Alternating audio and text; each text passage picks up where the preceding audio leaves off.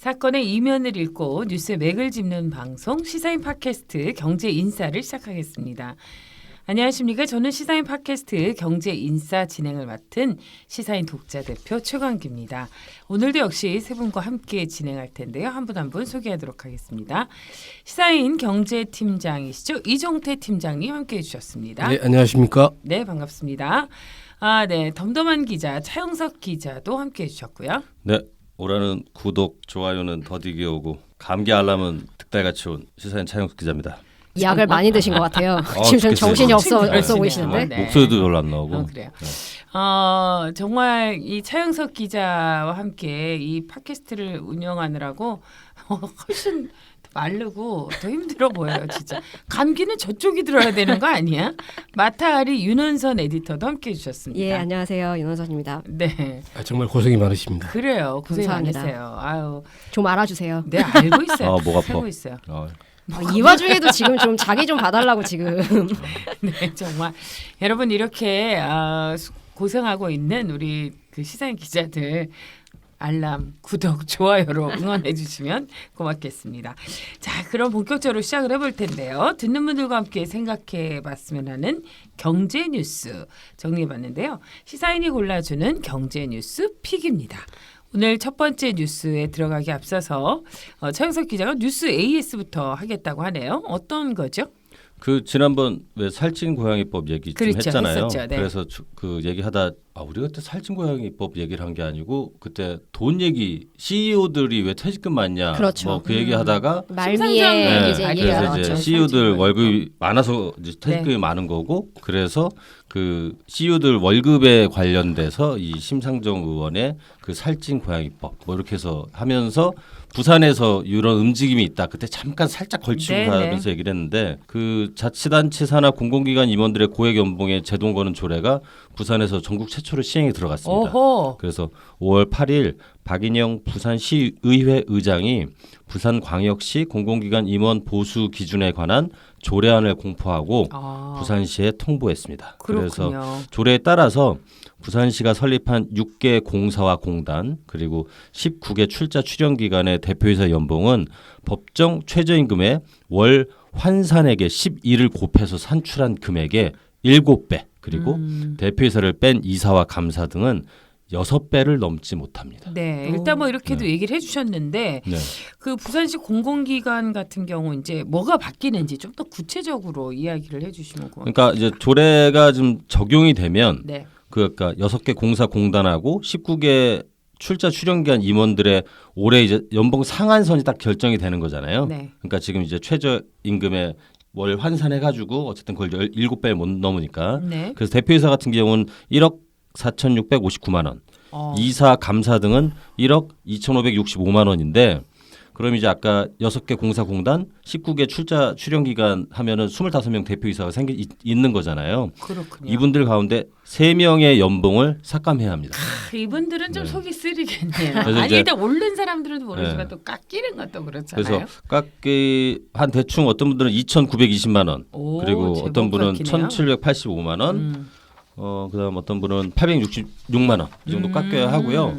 그래서 부산시 같은 경우는 이 산하 공공기관들이 이런 연봉 상한선을 지켜달라고 권고하고 실행 여부를 점검하기로 했고요. 다만 이 지금 이 출자 출연 기간 중에서 네.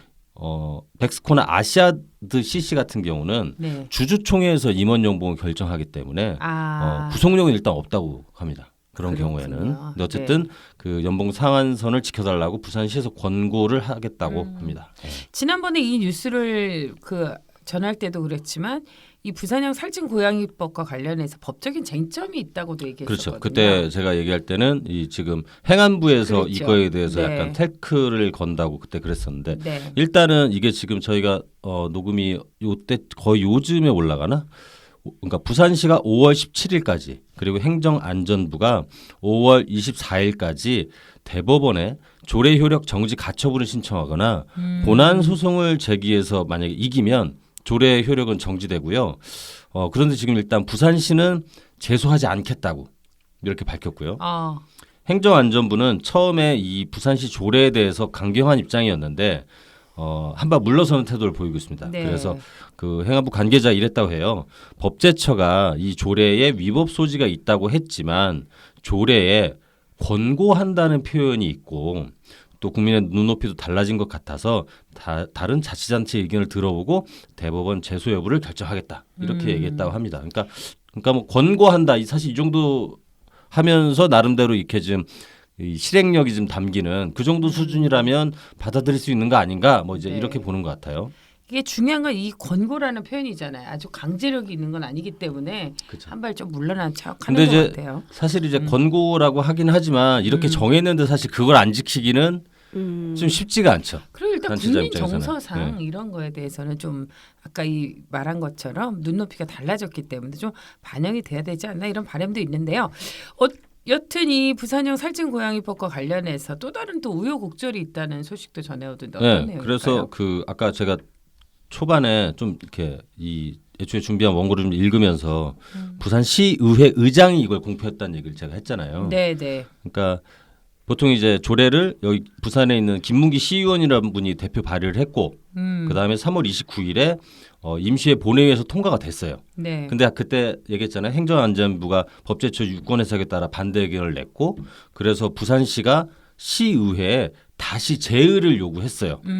그래서 부산시의회에서 4월 30일 날 재의결을 했는데 근데 이제 부산시장이 공포를 이제 거부한 거예요. 그러면서 박인영 시의회 의장이 5월 8일 날 공포하면서 시행에 들어갔다고 합니다. 그래서 약간 그런 절차상의 이제 우여곡절이 있었고 네. 참고로 그 심상정 정의당 국회의원이 2016년 민간기업 경영진의 최고임금을 법정 최저임금의 30배, 공공기관은 10배, 그리고 국회의원과 고위공직자는 5배가 넘지 않도록 하는 법안을 발의했는데 이 법안은 아직 국회의 벽을 넘지 못하고 있습니다. 그렇군요.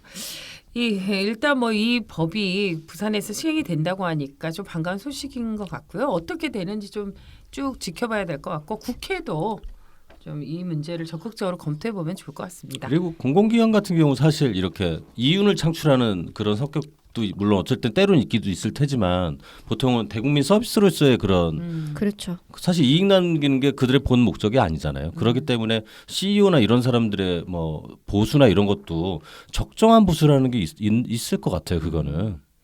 그리고 이렇게 공공기관. 뭔가 공공기관이 앞장서야지 이게 선도를 해야지 또 다른 대기업이나 이런 데도 영향을 미치기 때문에 하여간 앞으로 이 문제는 좀 주목해 봐야 될 소식인 것 같습니다. 이종태 선배는 살찐고양이법에 찬성하십니까? 반대하십니까? 뭐 굳이 쟁점을 만들어서 말하자면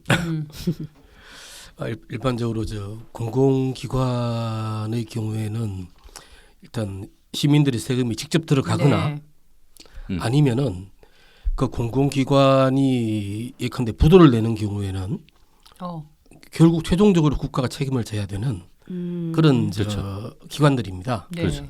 그렇기 때문에 사실 그 지출을 어떤 시민들이 일단 관리를 해야 되는 그런 어떤 권리가 있다고 생각을 하고요. 네. 그런 측면에서 이 최고 CEO 특히 제가 볼 때는 그러네요. 특히 이런 어떤 공공기관들 같은 경우에 과연 거기 꽂히는 표현을 썼습니다. 거기 꽂히는 CEO들이 과연 정말 능력이 있어서 꽂히는 것이냐 라는 이야기를 사실 좀 하고 싶고요. 네. 근데 왜냐하면 이제 여기서 쟁점이 발생하는 이유는 사실 그건 있습니다.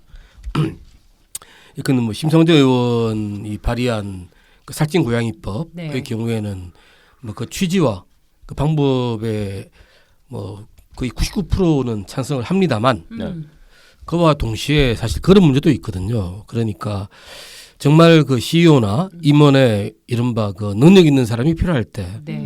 그럴 때. 근데 왜냐하면은 공공기관과 민간 부문이 사실 노동시장도 일종의 경쟁이거든요. 특히 능력 있는 사람이라면 네. 이런 경우에 과연 그 임금을 그 보수를 여기 임금 그러면 안 되죠. 네, 보수. 보수를 얼마로 책정하느냐에 따라서 이제 바뀔 수가 있고 뭐 그런 측면에서는 저 약간의 문제가 있을 수 있지만 있을 수 있지만 일단 뭐 그럼에도 불구하고 지금 같은 시스템이라면은 정말 CEO한테 말해줄 필요가 있는가 네. 라는 생각을 많이 들고요. 그리고 또 이 살찐 고양이 법에서도 사실 잘 모르겠습니다. 일단 이 민간 기업에 대해서는 사실 우리나라 민간 기업 최고 CEO들의 보수가 해외에 비해서 높은 건 아니에요. 예. 워낙 뭐 저번에 얘기한 것처럼 예. 거의 몇천 배 수준의 보수를 받는 CEO들이 있기 때문에 예.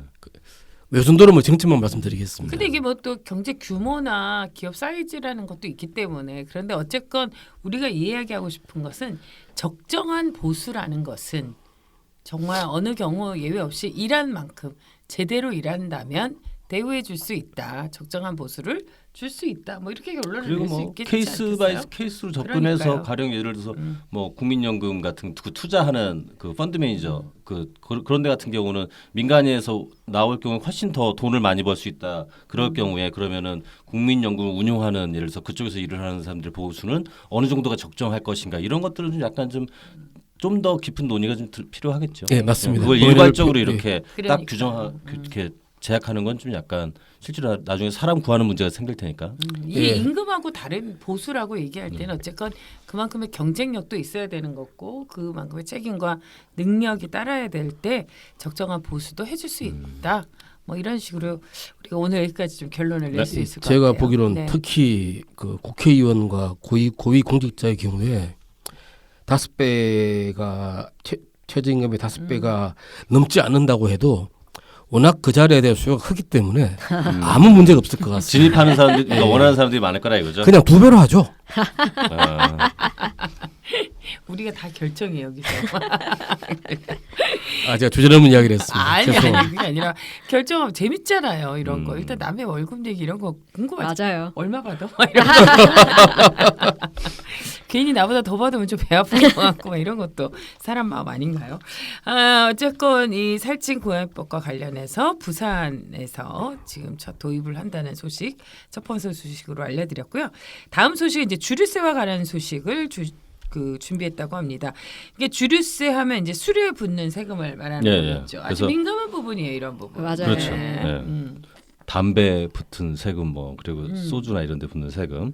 그래서 정부가 50년 만에 주류세를 개편한다고 했고 4월 말이나 5월 초 발표를 목표로 삼아왔는데 네. 이를 잠정 연기하기로 아, 했습니다. 네. 근데 이게 벌써 50년 만에 개편. 근데 뭐 잠정 연기 이런 단어만으로도 뭔가 이 심상치 않은 그 내용인 것 같다라는 생각이 짐작이 되네요. 네, 그래서 일단 주류세 이 세금을 술에다 어떤 방식으로 매길까 먼저 이걸 좀 약간 알아봐야 될 것 같은데 용어 정리 먼저 들어가겠습니다. 네. 종가세와 종량세 방식이 있습니다. 그래서 종가세는 뭐냐면 주류의 그 출고가에 세금을 매기는 방식 이게 종가세고요. 종량세는 그 술의 용량이나 알코올 농도 우와. 이것을 기준으로 해서 그 세금을 매기는 방식인데 네. 현재는 종가세예요. 그러니까 출고 가격에다가 이제 세금을 매기는 방식이고 그래서 정부의 방침은 종가세에서 이걸 종량세로 이제 바꾸자는 건데요. 네. 1967년에 이제 세법을 개정해서 1968년부터 일부 주종에 대해서 그리고 1972년부터는 주정 그걸 제외한 모든 주류에 대해서 종가세 방식으로 과세를 하면서 현재에 이르렀어요. 네. 근데 이제 이걸 좀 바꾸자 이런 얘기들이 이제 좀 나오기 시작하게 된 가장 큰 이유 중에 하나가 이제 지금 국내 주류에서 소비의 한 절반 이상이 되는 게 맥주거든요. 그렇죠. 그리고 앞으로 이렇게 날도 더워지면 맥주 더 마시잖아요. 그럼요, 이제. 네. 맥주의 계절이 오고 네. 있죠. 네, 이종태 선배는 소주만 드십니다. 그 맥주 가격이 형평성 문제 때문에 사실 이 문제들이 좀 부각됐는데 예. 맥주 너무 싱거워요. 네, 얼마나 맛있는데요. 타서 지금- 드세요. 타서. 네, 저분 타서도 안 드시고요. 네. 자, 국산 맥주의 주세 같은 경우는 어떻게 매기냐면 그 제조 원가하고 주류회사의 왜 판매 관리비, 판관비라고 부르잖아요. 그렇죠. 그래서 이윤을 더한 값. 그러니까 결국에는 이 국내 제조 회사들이 출고가 이걸 생각하면 돼요. 여기다가 이걸 가세 표준으로 잡아서 여기에 72%를 매겨요. 네. 그런데 수입 맥주 같은 경우는 수입 업체가 국내에 들어온 신고 가격하고 여기에 관세를 더해서 요거로 과세 표준을 삼거든요. 예. 그런데 만약에 수입 업체가 맥주의 수입 가격을 낮은 가격으로 신고를 하면 어떻게 되겠어요? 세금이 세금이 줄겠죠. 나- 세금도 낮아져서. 낮춰지겠으니까요. 그러니까 네. 실제로 그 수입 그 세금을 줄이기 위해서 낮은 가격으로 신고를 하면 그만큼 가격이 내려가는 거예요. 그래서 국산 맥주를 그래서 역차별한다 이런 세금 구조가 그런 논란이 좀 있었고요.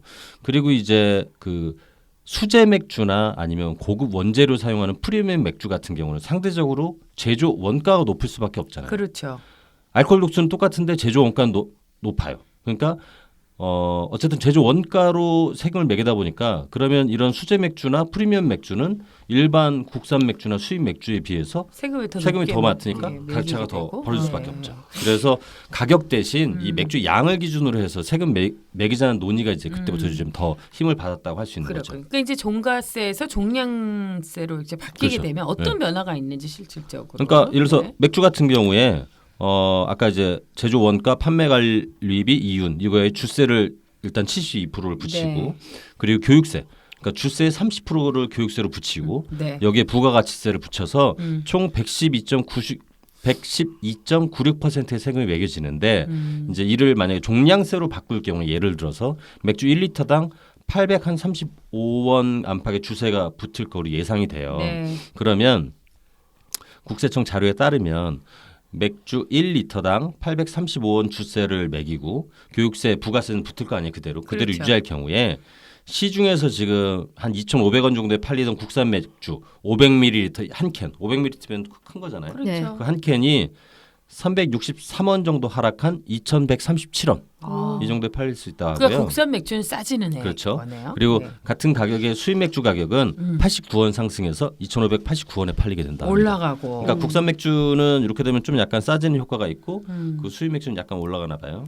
그러니까 이제 국산 맥주를 더 팔기 위해서 이런 거 아니냐라는. 뭐 그럴 수도 뭐 있어요. 왜냐하면 실제로 이게 주세를 네. 바꿀 때 가끔 이제 그런 명분을 붙이는 경우가 있는데 청주 같은 경우 있잖아요. 네. 청주 같은 경우도 세율을 좀 떨어뜨렸을 때 그때의 목적은 쌀 소비, 쌀이 너무 많이 남아도니까 쌀 소비를 늘리기 위해서 청주의 그 주세를 떨어뜨리기도 하거든요, 실제로. 그러니까 뭐 그럴 수도 있어요, 그것도. 네. 근데 세금의 문제가 아니라 맛의 문제겠죠. 네, 그러니까요. 맥주는 맥주고 또 이종태 팀장이 좋아하는 소주는 또 어떻게 되나요? 네. 예, 근데 이제 이렇게 하다 보면은 네. 이제 어떻게 되는가 이제 사실 뭐가 좋으면 뭐가 나빠질 수가 있죠. 그러니까 이제 주종별 이제 먼저 출고량 비율을 잠깐 보면 맥주가 네. 한 54% 정도 되고 희석식 소주가 23.8%. 그러니까 두 술의 비중이 제일 큰데 그렇죠. 만약에 네. 종가세에서 이제 종량세로 지금이 종가세예요. 네. 종가세에서 종량세로 바꾸면 맥주의 세금은 내려가고 소주의 세금은 좀 오를 가능성이 있다고 합니다. 그래서 이게 지금 정부 입장에서는 이 소주 가격 인상이 고민스러운 대목이죠. 그리고 실제로 이거 세금 바꾸면서 소주 가격 인상은 없다. 거의 그런 식으로 처음에 얘기를 했기 때문에 그리고 소주는 서민의 술 아니에요. 이 소주 소주 가격이 한 잔에 인상되면은 물 이게 붓고 진짜. 불만들이 많을 네, 것 같은데. 그래서 이제 예를 들어서 알코올 농도 한 15도를 기준으로 해가지고 거기에 이제 500원을 매긴 다음에 1도당 만약에 100원씩 세금을 붙인다, 높인다. 그럴 경우에 알코올 농도 요즘 소주 한 17도 하잖아요. 이런 희석식 소주에 한 700원의 주세가 붙는 거예요. 그럼 거기에 아까 교육세하고 부가세 또 붙는다 했잖아요. 그럼 대충 한 1,000원대 정도 세금이 매겨지는데 현재 참이슬 같은 경우 네. 참이슬이 그 주세, 교육세, 부가가치를 합쳐서 573.5원이 붙거든요. 그러면은 대충 소주값이 지금보다 500원 가량 상승하는 효과가 있는 거죠. 근데 이건 어떻게 출고 가격이 그렇죠. 이게 이제 그럼 이제 우리가 실제로 도매가. 식당에서 사 먹을 때는 그렇죠. 도매가 이 정도 오르면 이게 최종 문제지. 소비 단계에서는 가격이 더 뛸 수 있거든요. 그렇지. 그러니까 소매 가격도 뛸 수 있고 네. 당연히 식당에서는 더 비싸게 팔겠죠. 저 기사 봤어요. 무슨 소주 한 병 이제 뭐 5,000원 줘야지 먹을 수 있다. 이런 기사 제목 본 것 이게 같아요. 500원 뛰면 그렇게 1,000원 정도 안 뛴다니까 더 뛴다니까. 그러니까 이제 정말. 어쨌든 소주는 그래서 만약에 이제 이 제도를 바꾸면 좀 오를 가능성이 있으니까 그게 이제 정부의 고민인 거고 반대로 이제 위스키 같은 경우는 가격 인하 효과를 누리게 될 거라 합니다. 그래서 만약에 수입가 한 3만 원짜리 위스키 같은 경우가 현재 방식대로 세금 매기면은 한 63,800원. 근데 만약에 소주와 같은 계산 방식으로 알코올 농도 40도 네. 기준으로 해서 3,000원의 주세가 매겨지면 대충 한 37,000원까지도 떨어진대요. 오. 위스키엔 저는 관심이 없어서 아니 그런지 그렇다고 덤덤하네요. 해서- 저도 위스키에 덤덤한 네, 편이라. 그렇지. 예. 그렇다고 37,000원짜리 위스키 안 마시거든. 응? 소주를 6병을 마시긴 하지. 아니 소주를 식당에서 5,000원이나 주고 사 마시게 돼도 그래도 그러면. 마시겠어요? 이종태 팀장님은? 네. 그렇지. 고민 안 하시네. 아 이건 소주는 이게 가격의 문제하고 또 다른 어떤 진한 애정이거든요. 근데 이게 너무 어쨌건 네. 국민들이 정말 언제 삶의 애환이 담겨 있는 소주잔 눈물이에요. 진짜 소주는. 소주 드시면서 많이 이제 물어보셨나 봐요. 삶의 애환을 맥주와 함께하면 되죠. 됐고 그 거품 같은 인생이야. 아, 그런가요? 아우 시인이야. 사회자 아이, 시인이야. 정말 대단하십니다. 근데 이게 소주에만 어떻게 좀 낮은 가격을 매길 수는 없는 거예요? 아, 이게 국민주인데. 저도 통풍 올까봐 맥주 마시면 안 돼서 소주 마셔야 되는데.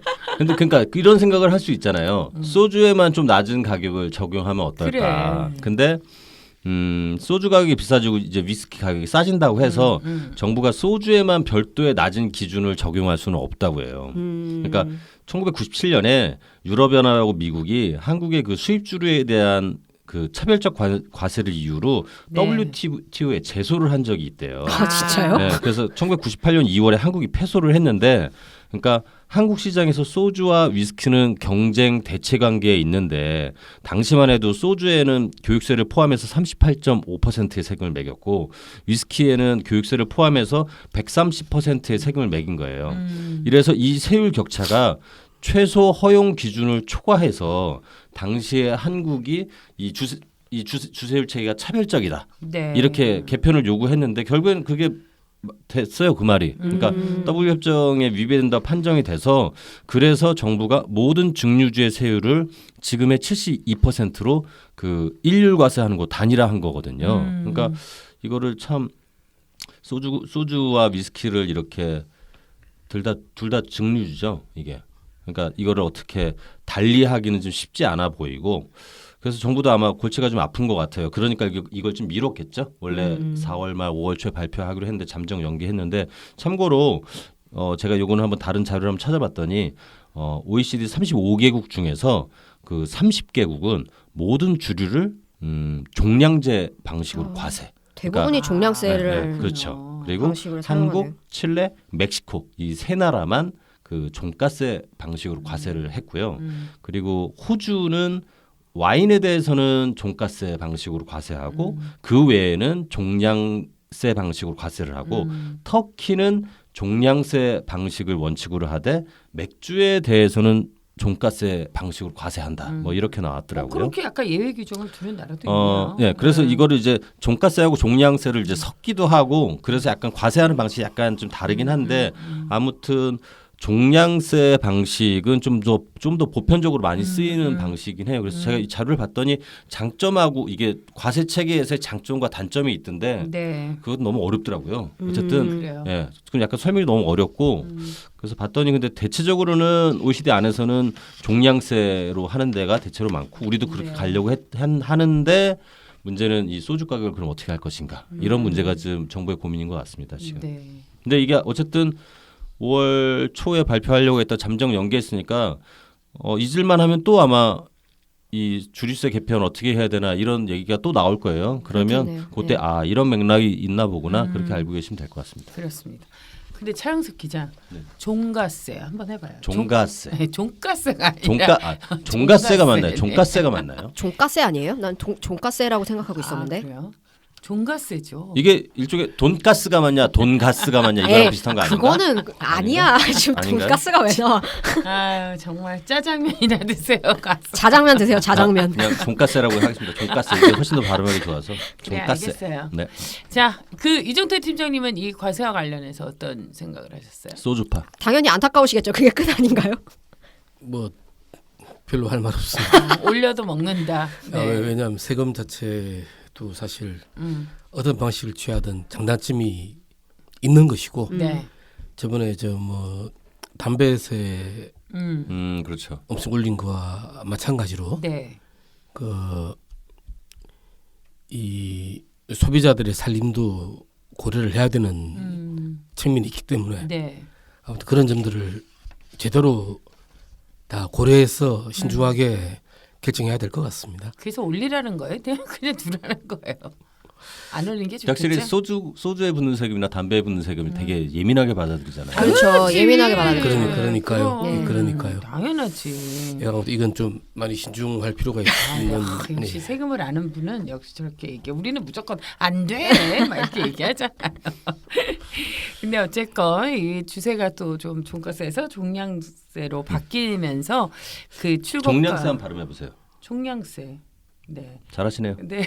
그래서 이제 그 출고 가격과 소비자 가격의 변동이 있을 예정인데 당분간은 아직 이제 잠정 연기를 했기 때문에 게다가 한마디만 더 네. 말씀드리면은 특히 입금 같은 경우에는 사실 수입주 같은 경우에는 사실 이 마음만 먹으면 사실 가격 조정이 상당히 많이 가능합니다. 그러네. 아까 6만 그렇죠. 얼마 신고 가격, 네. 수입 가격을 이렇게. 왜냐하면 그러니까. 뭐 이른바 뭐 소득 이전 뭐 같은 방법이 있는데, 근데 이 해외에 있는 회사와 국내에 있는 회사가 어떤 같은 지배구조 하에 있지 않습니까? 네. 그럼 이 가격을 얼마든지 조정할 수가 있어요. 말하자면 그런 식으로 물론 그것도 이제 세금 문제로 그렇게 조정하는 것인데 자칫 세금을 잘못 건드렸다가는 또 그런 식으로 어떤 시장을 장악 공격이 들어올 수 있으니까요. 네. 아무튼 잘 신중하게 잘 그리고 해야 될 것 같습니다. 제가 요거 한번 보니까 맥주 회사 요즘 카스가 1등이라고 그러대요. 카스가 이 맥주에서 맥주는 뭐 넘버원이 카스라는데 그게 오비 맥주에서 나오는 거잖아요. 그러니까 근데 이제 오비 맥주가 그 여러 해외 맥주를 국내에 수입하는 브랜드를 가지고 있대요. 뭐 호가든이나 아니면은 스텔라 뭐 어쩌고 뭐 그런 맥주도 있잖아요. 제가 제일 좋아하는. 그러니까 거기는 사실 이런 그 불편함을 덜 느끼는 거예요. 왜냐하면 이 체제 안에서는 자기네는 수입 맥주도 있고 그렇죠. 국산 맥주도 있기 때문에 그러네. 양손에 떡을 들고 있기 때문에 어쨌든 어떻게 되든 약간 뭐 큰 상관 없다는 거예요. 이런들 어떠하리 저런들 어떠하리네 진짜. 뭐 그렇게 하겠냐마는 어쨌든 이제 그런 구조가 돼 있고 이제 수제 맥주 하는 분들은 그러니까 카스 맛이 안 변하는 거야 지금. 갑자기 나 저기 막 진짜. 맥주 맛에 이렇게 흥분하지 마시고 순하네, 그러니까 진짜. 수제 맥주 하는 분들은 사실 이제는 종가세에서 종량세로 바뀌기를 원하죠. 네. 그렇겠죠. 그렇죠. 사실 그게 어떻게 보면은 좀 이 뭐랄까 좀 상품을 다양화하는 데는 많은 도움을 줄 것 같네요. 그래. 예. 뭐 그렇죠. 어쨌건 이 소주와 맥주와 관련한 소식을 이렇게 정리할 만하면 우리가 다시 이 이야기가 불붙고 이러는 것처럼 이 세금 관련해서도 잠정 연기가 됐지만 어쨌건 이건 계속될 것 같아요. 그래서 그러니까 이게 스테레오타입처럼 이렇게 네, 맥주 그렇습니다. 세금 뭐 그다음 그러다 갑자기 맥주 맛에 이렇게 느닷없이 이렇게 언성이 높아지는 수제 이런 맥주 먹고 싶네요. 아니 세금을 내는 거 아깝지 않은데 그럼 그것도 좀 해줘야 되는 거 아니야 진짜 이제 5천 원씩 받는다면서 그렇죠 이게 다 연관이 돼 있어요. 네. 저는 하여간 그 이 세금 관련해서 맥주와 소주와 관련한 세금 여러분들도 좀 지켜보시면 좋겠고요. 어쨌건 이것도 국민생활과 직결된 문제이기 때문에 좀 반응이 예민하게 일어나지 않을까 이런 생각도 좀 드네요. 네. 아무튼 저도 소주 마실 겁니다. 그리고 알겠습니다. 시사인사 구독 좋아요 알람 눌러주세요. 소주를 마시면서 네. 네, 이거 듣는 분들이 굉장히 다양한 시간대에 들을 텐데 얘들은 아무래도 알코올리인가 보다 하시겠어요. 다음 소식으로 빨리 넘어가겠습니다. 노조와 임금과의 관련한 소식인데 이게 어떻다는 거죠? 네, 노조와- 최근에 이제 이거는 이제 그 노조와 임금이 어떤 관련이 있는지 네. 최근에 한 연구 결과가 그 동향과 전망 최신호에 발표가 됐는데 일단 대기업은 노동조합이 있든 없든 임금 격차가 크지 않고 근데 중소기업은 노조 없는 회사의 임금이 노조가 있는 회사보다 30에서 40% 가량 그 임금이 적다는 그런 연구 결과가 나왔습니다. 그러니까 그렇군요. 1차적으로는 정규직이냐 비정규직이냐 하는 이런 고용 형태와 그다음에 기업의 그 규모 있잖아요. 이거에 따라 임금이 달라지는데 중소기업 같은 경우에는 노조의 유무가 임금 수준에 매우 큰 영향을 주는 것으로 네. 그렇게 나타났습니다. 그러니까 이게 이제 연구를 해서 이번에 발표한 거라는 건데 그 내용을 좀 더 구체적으로 설명해 그래서 주시죠. 그 정준호 강원대 부동산학과 교수하고 남종석 이름 들어보셨죠? 저번에 네, 왜 그 네. 이종태 기자가 그때 기자님. 한국의 기업생태계 할 때 그 네. 부경대 연구팀 중에 한 분이신 그 남종석 부경대 경제사회연구소 연구 교수가 이 두 분이 이제 이런 내용을 담긴 논문 제목이 길어요. 네. 그리고 어려워서 그냥 근로자의 결합노동 지장 지위가 임금 분포에 내가 할게. 네네. 내가 할게. 한번 해보세요. 네. 근로자의 결합노동 시장 지위가 임금 분포에 미친 효과. 예, 발음 네, 좋고요. 네. 이게 개간 학술지 동향과 전망 최근호에 발표했는데 연구진은 이분은 이런 연구를 좋아하시나 봐요. 그 고용노동부의 2017년 고용 형태별 근로실태 조사 이 원자료를 정규직 비정규직 그다음에 대기업 중소기업 그리고 노조가 있냐 없냐 이렇게 해서 8그룹으로 조합하고 그렇군요. 여기에 그 특수고용 노동자들 더해가지고 월 평균 임금을 분석했다고 합니다. 그래서 그 지금 고용 형태별 근로 실태 조사에는 2017년에는 사업체가 3만 3천 개, 노동자 97만 명이 조사 대상이었다고 해요. 그래서 그 원자료를 가지고서 이렇게 분류를 좀 했다고 하는데, 네. 그래서 이제 이걸 이제 그 유형별로 이제 그 임금 평균을 낸 거죠. 아주 흥미로운 연구인데 결과는 어떻게 나왔어요? 일단 뭐 우리가 그냥 머릿속으로 생각하기에 제일 월급이 많을 만한 곳은 뭐 대기업, 대기업의 정규직. 정규직의 네. 유노조, 그죠? 노조가 있는 그런 데들이 뭐 543만 원 그 정도 제일 많았고요. 네. 그 다음에 대기업, 정규직, 무노조, 노조 없는 거 여기가 536만 원. 그러니까 별로 별 큰 차이가 차이가 별로 안 대기업에서는 나네요. 네, 별로 차이가 안 나요. 진짜 몇만 원 차이인데. 네, 네. 이제 그 다음이 이제 중소기업의 정규직의 유노조.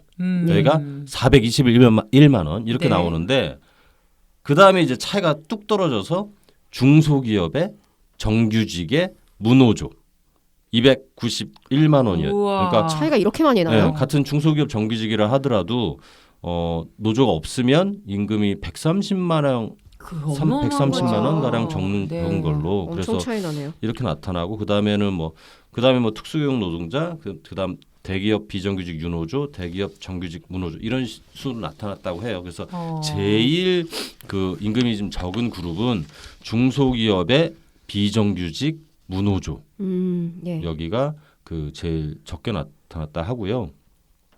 그래서 중소기업 같은 경우에는 이 노조 효과가 비정규직에서도 나타났는데 중소기업 비정규직도 노조가 없으면 100만 원 가까이 월급을 덜 받는다고 네. 그렇게 얘기를 하고요. 그래서 이 중소기업이 좀 너무 취약하기 때문에 노조가 있으면은 그 노동자 임금을 보호하는 효과가 크다 이렇게 연구진은 설명하고 있고요.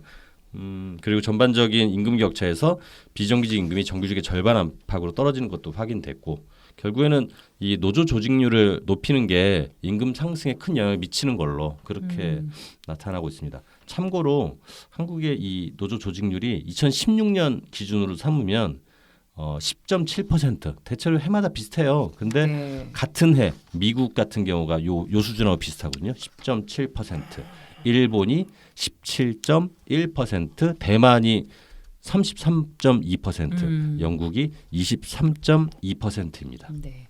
노동자의 당연한 권리잖아요. 이 노동조합이라는 게. 근데 이 노동조합이 있고 없고에 따라서 실제로 받는 임금도 차이가 혁혁하게 나타난다는 것이 이게 연구로 네. 이게 수치로 보여지니까 정말 의미가 있고 다시 한번 여러 가지를 주는 게 생각하게 되는 그런 논문인 것 그리고 같습니다. 오바마 대통령이 노조 조직률을 높이자고 그런 제안을 하지 않았던가요? 했죠. 그죠? 아, 그때도 거의 약간 이거랑 비슷한 거였나요? 근데 이게 우리가 보면 예. 노조 그죠? 조직률에 대해서 굉장히 우리는 부정적인 견해를 많이 갖고 있어요. 경제에 도움이 안 된다고 생각하죠. 그렇죠. 네. 그 노조 조직률이 이렇게 오바마 대통령도 그렇고 해야 한다라고 하는 것 이게 어떤 의미에서 이랬을까요? 예, 제가 볼 때는 일종의 이 부분도 사실 우리가 흔히 이야기하는 소득주도 성장의 일부에 들어간다고 생각을 합니다. 예, 기본적으로 사실 우리가 여기서 너무나 명확히 알 수 있는 건데요. 네. 일단은 보니까 어떤 해당 기업의 지불 능력, 예, 근데 대기업이냐 중소기업이냐에 따라서 일단은 좀 갈리잖아요. 네, 그렇죠. 이거하고 고용 형태, 예. 비정규직이냐 정규직이냐, 음. 그러니까 노조 유무가 굉장히 중요한 세 변수인 것 같거든요. 네. 세 변수인 것 같은데 우리가 여기서 확인할 수 있는 참 무서운 점이 세상에는 믿을 놈 하나도 없다는 겁니다. 그게 이제 무슨 얘기예요? 예, 왜냐하면은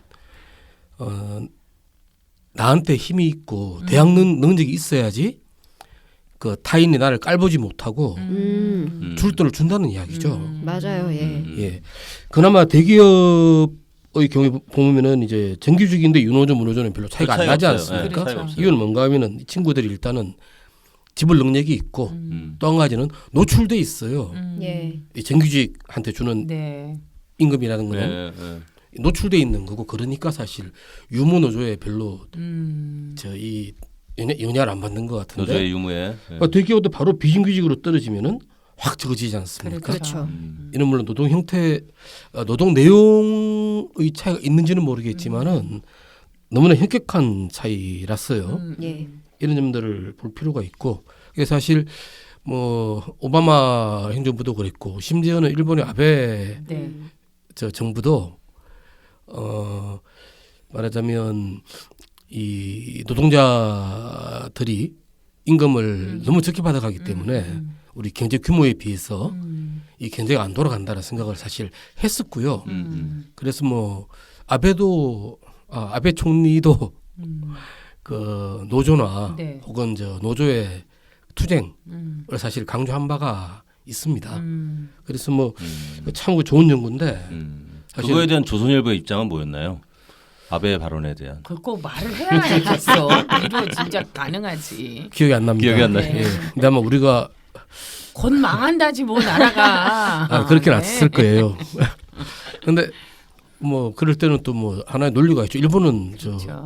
저 큰 나라잖아, 라든가 뭐 엄청나게 저 경제가 발전했잖아, 뭐 이렇게 말할 수가 있는데, 역시 뭐 아주 그냥 네. 예, 아무튼 저 굉장히 뭐랄까 이 노조의 중요성이 그렇습니다. 예 그런 것 같습니다. 어떻게 보면 이제 이거의 경제를 이끌어가는데 긴 안목에서 보면 경제 성장, 아까 소득주도 성장이라고도 했지만 이게 이제 제대로 노조들 조직률을 통해서 임금이 적절하게 보장받고 그래야지만 또 경제 성장도 도모될 수 있다라는 거 아닌가라는 생각이 드네요. 말하자면은 사용자 측이 네. 제가 아까 아무도 믿을 수 없다 그랬는데 절대로 누가 알아서 해주지 않습니다. 그렇죠. 사용자 측이 알아서 저 말하자면 열심히 일한다고 돈 더 주지 않고요. 근데 문제는 이제 그런 어떤 사용자들이 돈을 안 주면은 그 자체가 이 전체의 운용에는 네. 안 좋은 영향을 미친다는 거죠. 그래서 뭐 그렇죠. 오바마나 뭐 아베 총리도 그랬던 것 같고 예전에 미국의 저 루스벨트 대통령 그 대공황 때 말입니다. 그때도 굉장히 그 노조 설립 관련한 법규를 제정해서 굉장히 저 노조 설립에 어떤 정부가 간접적으로 지원하는 그런 일도 있었습니다. 그게 뉴딜 정책 중에 하나였죠. 예, 그렇습니다. 그게. 예. 예. 그렇군요. 어쨌건 이제 우리가 보면 그 가장 기본적인 게 지켜질 때 이렇게 좀 경제도 정치도 모든 것들이 잘 제대로 돌아갈 수 있을 것 같습니다. 당당한 자신의 권리이고 기본적인 자신의 삶을 지키기 위한 그런 수단으로서 노동조합이 노동자들의 입장을 대변하고 있는데요. 그 부정적인 시선으로 바라볼 게 아니라 좀 길고 원칙과 그 상식에 준해서 이런 문제들을 좀 살펴볼 필요가 있지 않겠나라는 생각입니다. 오늘 마지막 소식 그 중소기업 같은 경우 노조가 있고 없고에 따라서 임금 격차가 이렇게 현저하게 난다라는 것으로 오늘 경제인싸 경제 뉴스 이렇게 정리하려고 합니다. 무엇보다도 우리가 기본에 충실하고 최선을 다해 주신 여러분께 다시 한번 감사드리면서 독자 여러분 저희를 지켜주십시오. 구독, 좋아요, 알람 함께해 주시면 고맙겠습니다. 오늘도 좋은 하루 되시고요. 네, 여러분 또 경제인싸는 여러분을 향해서 힘차게 달려가겠습니다. 고맙습니다. 고맙습니다.